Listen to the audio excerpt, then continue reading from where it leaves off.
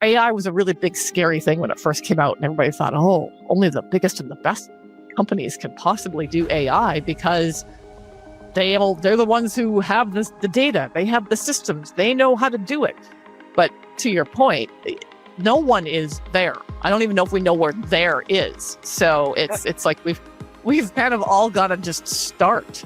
Sometimes we just need to start with good. Join us on today's episode with Laura. We're going to talk a lot about how you can use technology to improve the end-to-end customer journey. Really insightful podcast, especially on the imperfections of data and how to actually integrate AI without having perfect data. Everyone's kind of waiting for that. Really, really, really good episode. Excited for you all to hear. Joining us today, we have Laura Turner. She's actually the fellow Canadian, so not too far away. And she's the head of customer experience at S&S Activewear. Welcome. Thank you. Great to be here. Awesome. I actually reached out because you did another podcast and I really, really enjoyed some of the insights that you brought up. So I'm really excited to dive into it. And like I was mentioning before, we haven't had too many CX experts on the podcast. So I always like to start off with understanding a bit more about your career journey and how you ended up in your current role. Sure. Well, how long do you have? But anyways, it's when you get to my age, there's a bit of a history. But anyways, I started out kind of hardcore B2C marketing with 20th Century Fox Home Entertainment way back in the day when that actually still existed, and moved from there into the corporate and imprintable apparel space that I'm now in. It's kind of which is business to business to consumer kind of. It's a nice long kind of chain there in marketing, and moved from marketing into operations, which is a bit of a left turn for a marketer, but it was a really good experience, and ran the division in our company that was responsible for putting the actual imprint on the garments, so the embroidery, the heat transfer, the screen print, that kind of thing. So really interesting journey there, and then I moved from there into customer experience. And that was, a fantastic thing. The company decided to stand up a customer experience function. And I was like, oh, I totally want to do that. That sounds amazing to me. And I've seen the customer journey from, demand generation and, and all the outreach you do in the front end right through to actually shipping a product and having them receive it at the very end of the journey. So I thought, this is it. This is the thing for me. And I started that and have loved that journey. The company's been through a couple of acquisitions, and we're now S&S Activewear, and super excited to be heading up CX and kind of reestablishing a function in this even much larger organization now. So it's been a ride. So. I mean, it sounds like obviously you have a ton of experience. You've had long stints with so you've been very much with the same companies, right? Even though maybe they changed in form or in name. Talk to us a bit about forming a kind of CX business unit from scratch. Like, what are some of your biggest mistakes? And what are some of the things that you kind of nailed out of the gate? Wow. Well, there's a lot of the list of mistakes is, and I don't really call them mistakes, like I said, I don't feel like that's exactly. It's like things we tried that maybe didn't work as well as we thought they were going to, but there was always kind of something positive that came out of them. But yeah, I mean, standing it up, it's one thing if you've got your senior leadership's kind of buy-in on the function and the idea, that kind of helps really pave a path. Because one of the first things that I kind of feel like I got right was trying to establish this idea of transparency, and CX customer experience doesn't happen within one team in an organization. It's not the CX team that does customer experience. The entire organization does CX. So establishing this mantra and this idea that everyone is on the CX team, I feel like was something that I kind of got real right when Alpha Broder, first stood up this concept. And then we tried things. We tried different kind of standardized metrics and tried to figure out customer lifetime value in our industry, and a couple of these other things that, quite honestly, in our organization with the data we had just didn't work. So there were some of these kind of, hallmarks of CX from a metrics perspective that we kind of said, we can't really figure that one out right now, given kind of the state of our customer base and the data we had about them, because it's kind of a continually shifting customer group. So that was one thing we kind of, okay, that can go away. But we really honed and worked on some of our other metrics and developed a really good cadence with our NPS surveys, and introduced CSAT and some of these other things, and worked really closely with our customer service team to identify the kind of the key touch points within that group that were impacting the experience. And we had a lot of success with working hand in hand with that team. And I mean, all credit to the leadership of that group, because they recognize the need to, improve our training and improve our integration across the organization in what became a remote workforce, during COVID. So there was a lot of the real successes came from partnering and driving kind of the mindset and the idea across the organization, and partnered very closely with our VP of org development too, who really was the EX to my CX. And linking those two together early on became absolutely critical too, and understanding that you can't have one without the other. Do you think that you would have done as an effective job if you didn't have the operating experience from marketing, ops, and like different departments? Like, do you think you would have been able to kind of stitch it together from a customer journey standpoint? Well, it's an interesting question. I don't know if it was so much the experience doing it. I mean, it certainly helped. I would say that it absolutely was an advantage to have sat in those seats and seen the business from that perspective, because it just gave me insight and I could actually speak the language better. But I think also having been with the organization through different iterations and in different spaces gave me visibility and kind of, I don't know, toot my own horn, some respect across the organization, that when I was the one kind of coming to them and explaining this and having this conversation, they'd be like, okay, yeah, you kind of know what you're talking about. Okay, I'll listen to you, So, just it kind of gave me permission to have that conversation that, I would have had to probably fight harder for if I was coming in from the outside or, from a different place in the organization. So it's kind of just, just the experience and the awareness and visibility I had across the organization certainly helped. Makes sense. From some folks I've chatted with, like some of the challenges is if they don't have the context, some of their recommendations are, call it disconnected from reality. And then it creates a bit of a negative reinforcement loop where like, Right. It becomes harder to get good ideas pushed because like some of your ideas don't make sense. It totally does. Yeah. If you're coming forward with something that someone's going to be like, well, I mean, we can't do that because we have this thing over here that actually stops us from doing it. Those kind of scenarios. I mean, I think even if you don't have the experience from that team, if you approach it properly, you can still, avoid that kind of pitfall, because it's really about not making a recommendation to to a part of the organization that you don't really understand. It's about taking a grain of an idea and saying, hey, I'm hearing this from customers. I think maybe this could be an approach. What does it think? What do you think? Does this work for you? And they would come back and go, no, doesn't work. But if we turned it sideways and did it this way instead, that might work. And then you go, okay. It's about that partnership and never about assuming that you have the answers, because in all likelihood, none of us have the answers alone. We have the answers together. No, I love that framing. And just to kind of push this convo to a different direction, talk to me a bit about KPIs. Executives love KPIs, especially when you're standing up a new department. You'd mentioned earlier that some of the KPIs that were traditional to CX maybe doesn't work for every business. Mhm. Maybe talk to us a bit about like what are some of the staple KPIs that you think every business needs to look at, and then maybe what are some of the ones that are a bit more bespoke that could actually just be situational dependent. Mm-hmm.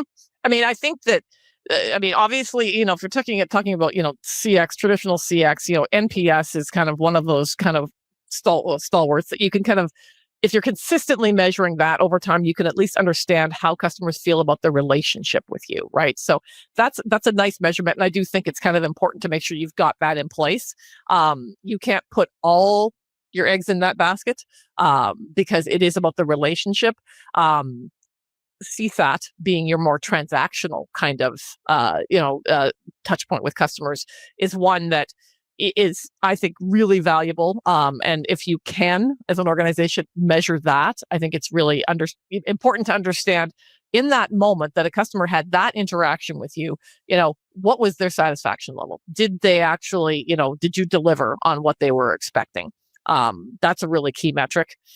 When you get to, much more kind of specific, industry specific kinds of things. I mean, in our industry, I mean, it's all about, delivery to the customer, hitting our SLAs, so we've got to get the order from them. We've got to get the order into the system, either, via our website or, via our service team.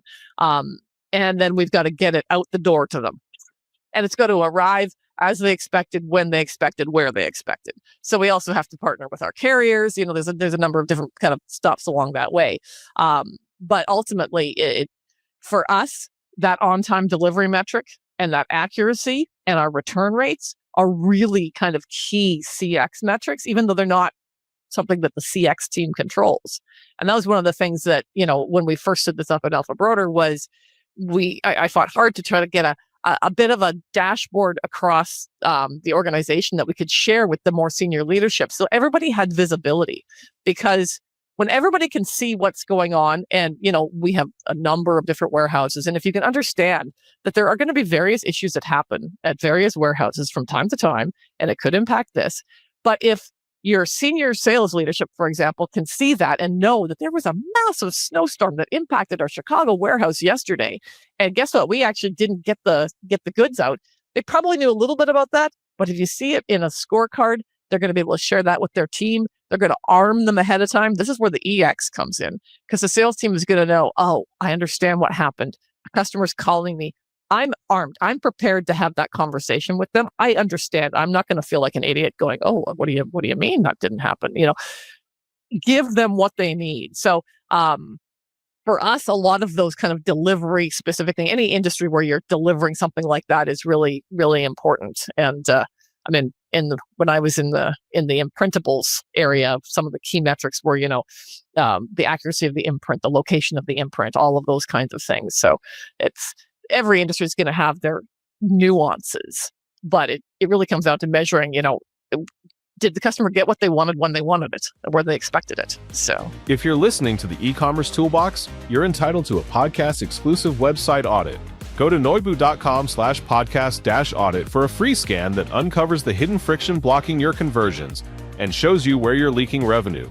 That's interesting. And you've led some pretty big teams, like 140 plus people. How do you delineate your reps CSAT or NPS relative to the product, right? Like, for example, I'm messaging your rep, where's my order?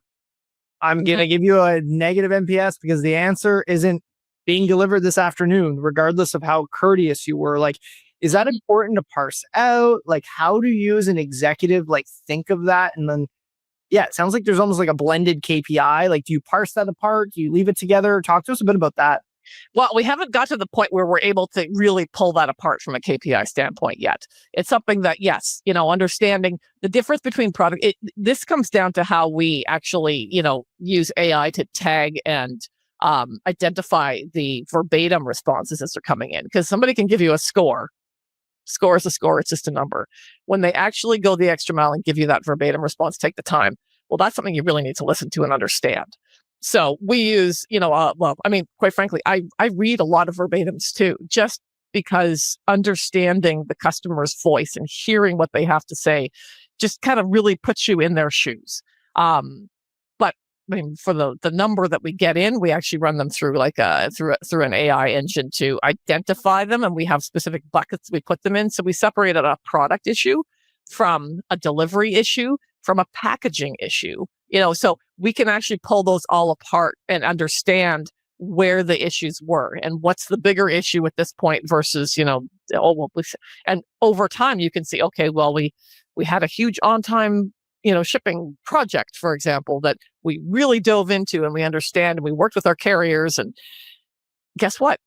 That's gone way down as an identified pain point now. So, and now all of a sudden this thing is bigger, we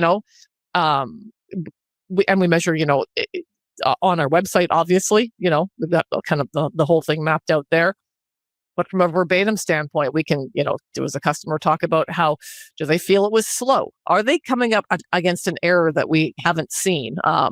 Again, that's, Noibu helps out with that kind of a thing for sure. But it's how do you measure all of that over time? Every company that I seem to chat with on the podcast where AI comes up, Mm-hmm. one of the hot talking points is always data cleanliness. And that's kind of like the grass is greener. I think everyone I talk to thinks other people have it more figured out than them. And candidly, I'm starting to believe that everyone kind of doesn't have it figured out. And this is like a pretty big challenge that everyone shares. Mm-hmm. Maybe talk to us a bit about how are you thinking about implementing AI? How quote unquote clean does the data need to be? Does perfection get in the way of progress? Like, I'm very curious to hear your kind of take on that. Mm-hmm. Yeah, and it is a really big question. And the more we kind of look at it, and the more we try to understand like what's the right starting point, and and I mean we have tried things and kind of worked through different kinds of scenarios using AI. But if you don't start, you're never going to start, right? Like your data is never going to be perfect, because the reality is that we're just getting more and more, exponentially more and more data available to us. So it's not like you can just stop the world and say, well, right now, everyone just hold it. We are just going to fix our data right now, because that's almost an impossible statement, right? Because if you've got more coming in, and it's like, oh, well, now we want to measure this, and now we want to do this, and now we want to be able to do this, and we want to tie it to this system and that system, and we need to hear, so you actually have to kind of just at some point say, you know what? We're going to start trying something. Maybe we're going to use AI to help us clean up our data. Now, there's not let's put an agentic AI on top of that to help us go find the right data as we're trying to pull things together, So that's something that I think is a conversation that's starting to happen. And I'm hearing more of that when I go to CX events and speak to other CX practitioners, that people are kind of starting to think, okay, like AI was a really big, scary thing when it first came out, and everybody thought, oh, only the biggest and the best companies can possibly do AI, because they're the ones who have the data, they have the systems, they know how to do it. But to your point, no one is there. I don't even know if we know where there is. So it's like we've kind of all got to just start. And so I mean, we're starting, we've tried some conversational AI, in our IVR process to greater and lesser, success. We're now working on, using AI to, input inbound orders that are coming in manually. So not our website, but we still have customers who want to email in orders, and that kind of thing. So those ones, we want to just run those right through, an AI platform that we're testing out right now, have that just dropped right into the system. I mean, that'll be a great time savings. It'll allow our agents to we can repurpose them for, more interesting and relevant and impactful tasks, as opposed to just, entering orders. So yeah, we're just kind of trying to think, okay, this task, regardless of what our data is doing, this task could be automated using AI. Let's understand how we could possibly do that. And when we do that, what about the people who are currently doing that? What could we repurpose them to actually do and actually have a bigger impact on the organization that way? So that's kind of how we're looking at it, and trying not to get so down in the weeds about trying to be perfect, because to your point, perfect will be the enemy of good. And sometimes we just need to start with good. I love that. Maybe talk to me a bit about one of the most impactful programs that you've worked on in the last decade, and what was kind of the biggest learning on the back of that? Maybe a bit more in the weeds. Okay. I would say that, we implement one of the things that we did when I first started in CX, when Alpha Broder stood up the CX function. We knew we were hearing a lot of friction from our customer service team at that point in time. We had just come, COVID was the doors were kind of just opening back up, but we had sent our customer service team home to work remotely, and we decided to keep it that way. And then we had to hire people back as the business started to come back. We're hiring people back, but guess what? We're hiring people into an environment that we have absolutely no infrastructure to support, because we don't know what these people are doing. Like we were perfectly set up to bring a whole bunch of people into a big room and train them all how to do stuff, and then sit next to each other at desks and figure out how to work, how to be a customer service agent for us. And in an environment where they were all working from home, it became really difficult. So we dove in, we did interviews. This was an example of where we focused on the EX side of things to really then be able to improve that CX, because we were not giving them the tools and the training that they needed in this new environment. We came across a really great training platform that we introduced, and we added some gamification features, and we added a bunch of technology in our CCAS platform to be able to kind of tie people together better, to create more of a culture, and to be able to give our supervisors better metrics and better visibility to actions, and be able to coach in real time. And at the end of the day, we implemented that. And then 2 years later, we took a look at that and we said, okay, what's happened to our training time, and what's the cost of that, and what's happened to our turnover rate, and what's the cost of that. And we figured in a 2-year window, we cut our training time in half. So yeah, imagine the cost of the trainers, the speed to the floor of the new people. I mean, just the efficiency of that. We calculated that, at the end of that 2 years, even though, that was the 2 years from stand up to kind of, start of implementation, we have already dropped an incremental $200,000 to the very bottom line, to our EBITDA.